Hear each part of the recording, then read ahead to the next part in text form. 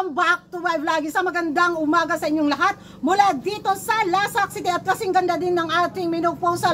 Very inspired Miss Grand International Fashion Destruction look, mga karag-karag. Very orange na orange tayo ngayon sa latest revelasyon na pinagchichikahan, pinagchichismisan na mga active na mga chismoso at inggitera nating mga kapitbahay sa social media na kung saan unsa man imo hatornos.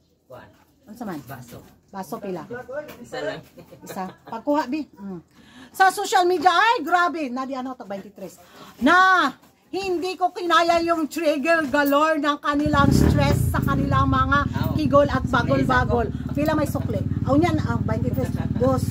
23. Unyan na lang, dos. Tapitan na lang. Ha? Oh.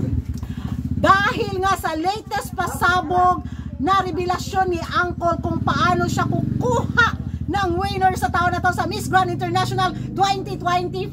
Ayon nga sila. Very, very, very demanding daw kay si Uncle, mga karag-karag.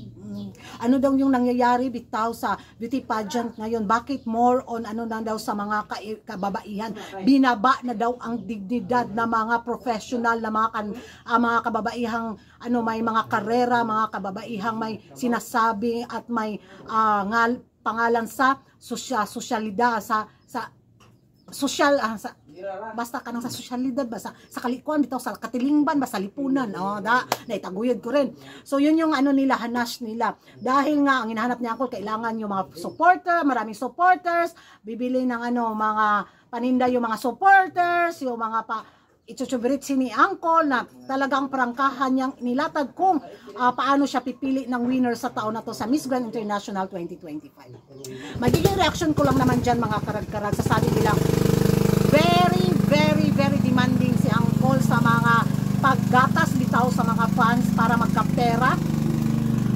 Alam naman siguro nila na since day one sa beauty pageant ni Uncle na money is more important talaga kay Uncle. Dahil kailangan niya talagang kumita para maisalba niya ang Miss Grand International pageant. Saan ba siya kukuha ng bonggaha, mga production system, mga staff niya, kung hindi siya kumayod ng husto?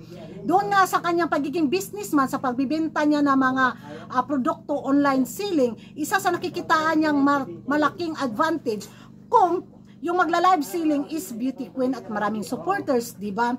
So, yun yung ano talaga, memo ni Uncle sa kanyang beauty pageant. Business negosyo. Nasa kandidata na lang yan kung papayag siya at kung sasali siya sa Miss Grand International pageant.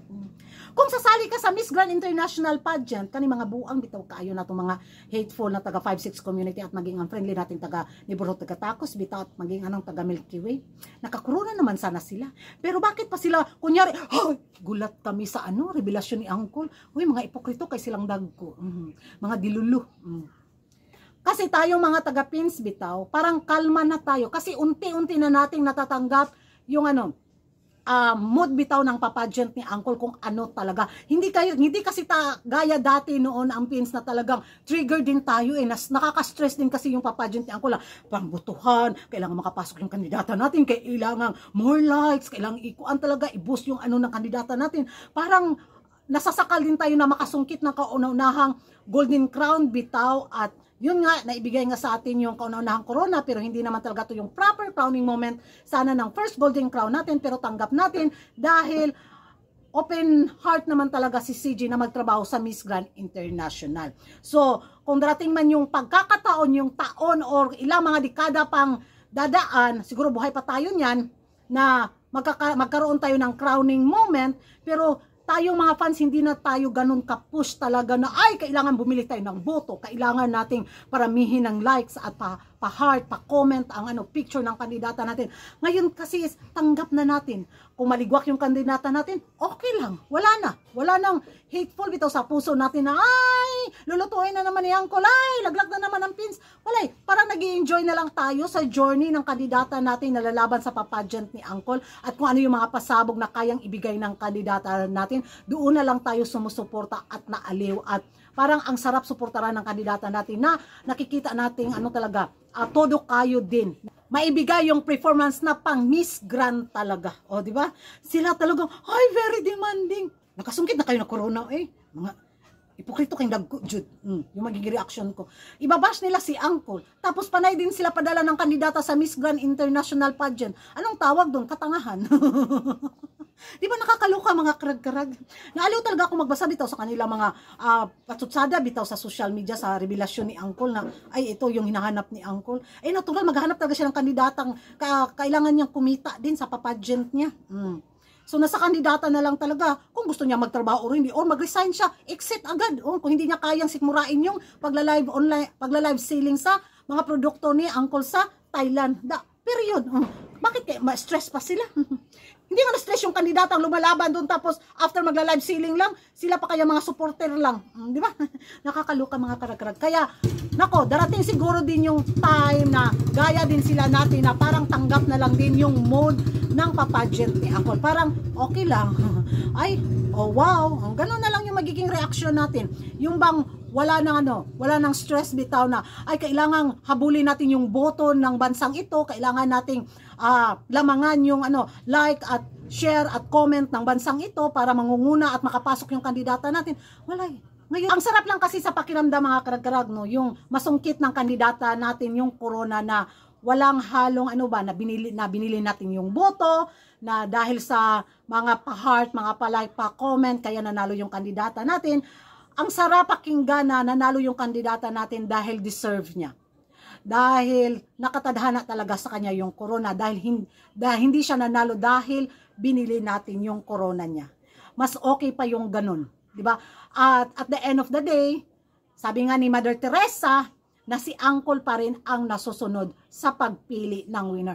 Kahit pa 1 milyong boto yung bilhin ng mga kapitbahay natin, kung nasa puso ni Uncle na mamintin kaya ng kandidatang to na may taguyod yung online live selling ko or pipili ako ng kandidata na handang magtrabaho sa akin. Di ba?